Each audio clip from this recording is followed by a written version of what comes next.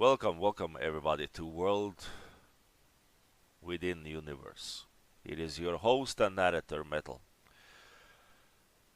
This is a little bit different. I know you're not used to something like that, but let me introduce you. This is a someone who does not fight. That is an tactical advisor of the 17 worlds. When most people hear the word summon, they imagine claws, fire, armor, teeth, or some enormous creature being called into the battle, as you have seen in the previous video. They imagine a weapon with a heartbeat, but in 17 worlds, that is only one narrow part of summoning.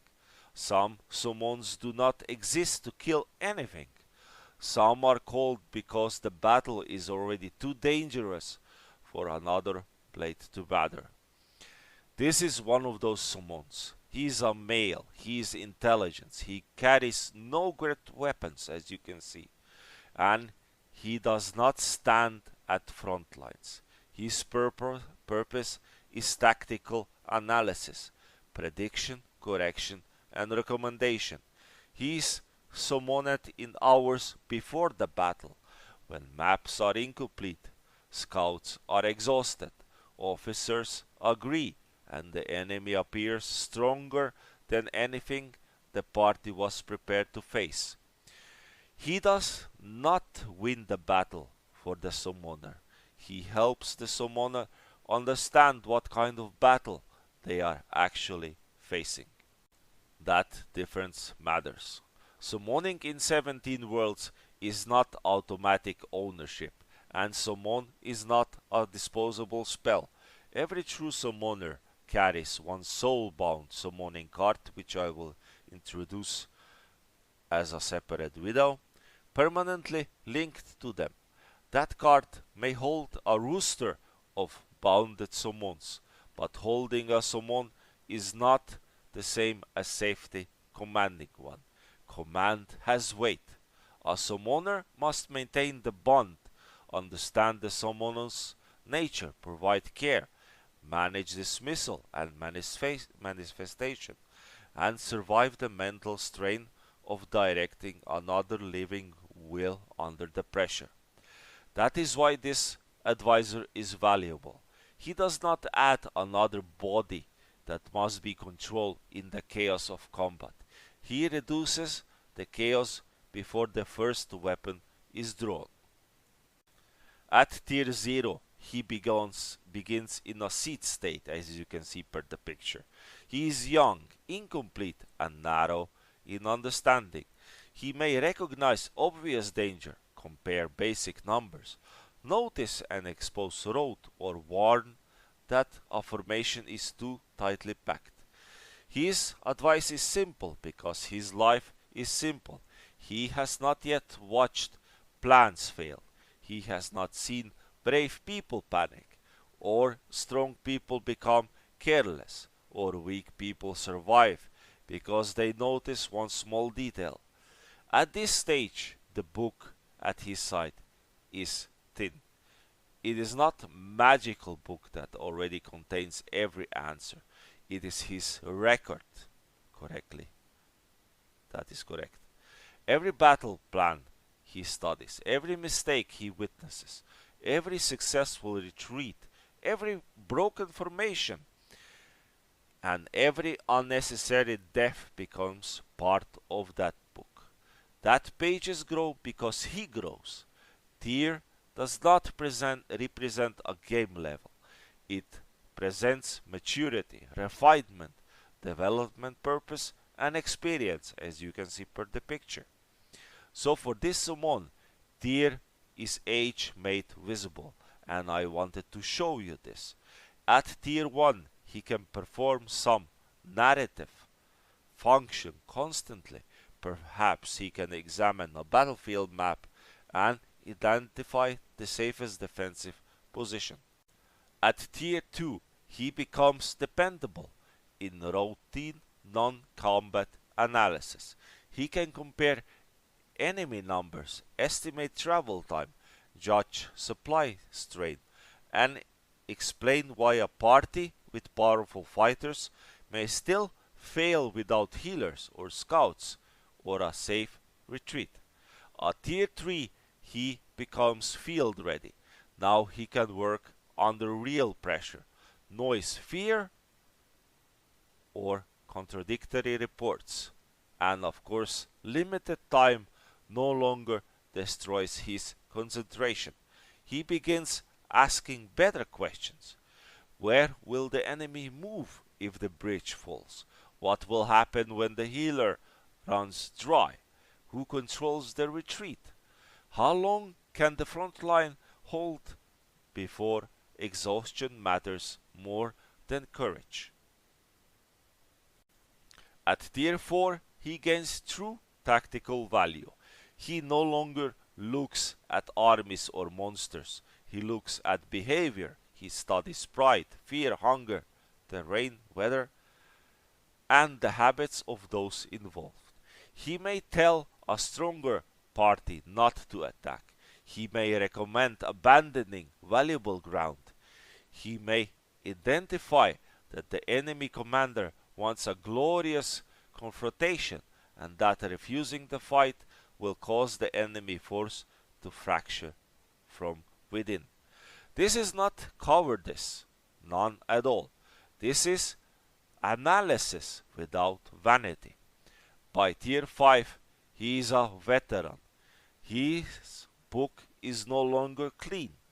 Some pages are carefully written, some are stained, some contain plans that worked perfectly, others contain names of the people who died because one assumption was wrong. Good experience teaches methods, bad experience teaches caution. Ugly experience teaches what people become when fear strips away discipline. A veteran advisor does not romanticize battle because he has studied its aftermath. He knows that a victory can still ruin a company. He knows that holding the field means nothing if the wounded cannot be moved. He knows that party can steal the monster and still die from poisoning, exposure, or collapse the retreat road. At tier 6 he becomes elite. He can analyze multiple threats at once. Enemy movement, civilian danger, magical interference, supply failure, and the limits of the summoner's own party. He does not merely offer a plan, he offers alternatives. The best plan is if everything goes well. The safer plan if the scouts are wrong. The emergency plan if the front lines break. The final withdrawal plan if the battle cannot be won. And the last plan is often the most arrogant commanders refuse to hear. At tier 7 and tier 8 by the picture that you see, his existence becomes politically important. A summon capable of advising kings, fortress commander, and regional defenders is no longer treated as a simple helper. His judgment may affect thousands of lives. His recommendations could prevent a city from failing or being destroyed. They could also expose the stupidity of a noble, the weaknesses of a military doctrine, or the hidden cost of a glorious campaign. At this age, people may fear him, not because he can destroy them, but because he can see through them. He can identify when a commander is protecting reputation instead of people. He can recognize when an army is being used to defend pride rather than land. He can say calmly and without ceremony that the battle is impossible because the leadership has already failed. At tier 9 per picture, he approaches the apex of his lineage. His book has become a lifetime archive of conflicts. Not every entry concerns victory. Some concerns negotiations, retreats, villages, monsters, commanders. He does not predict the future perfectly. That would make him a prophecy machine, not a tactician. He works with evidence, patterns, probability, memory, and disciplined judgment. He can, of course, still be wrong, but when he is wrong, he studies why. That is how he continues to grow. He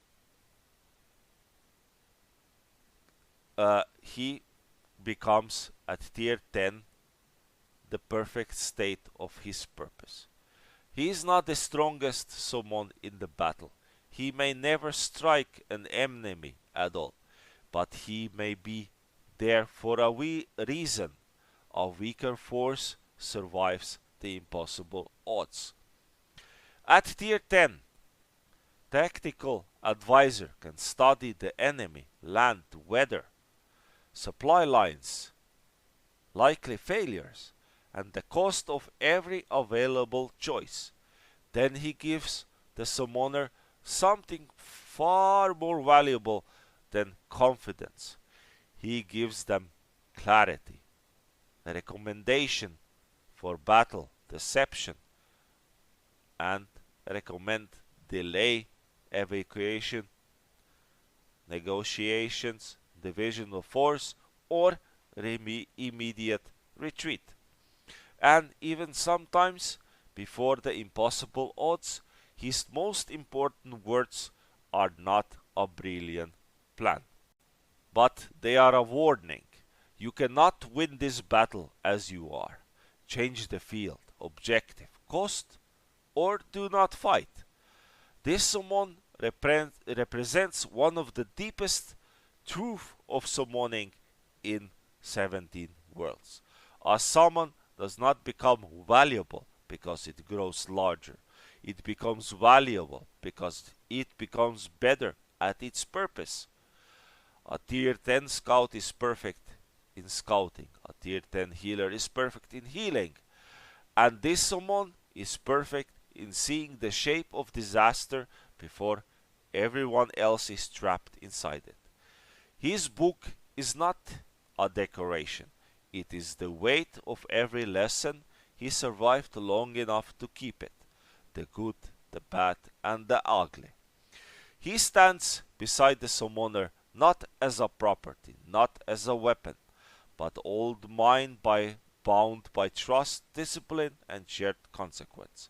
When he opens the book, the room becomes quiet because everybody understands what his presence means. The enemy is stronger than expected. The ordinary plan is no longer enough. And before anyone walks into the impossible, someone must finally ask the right questions. I hope you enjoyed this episode. It is quite deep and it is hard to understand. I understand this is a complex summoning system and I hope you enjoyed it, and see ya in the next video.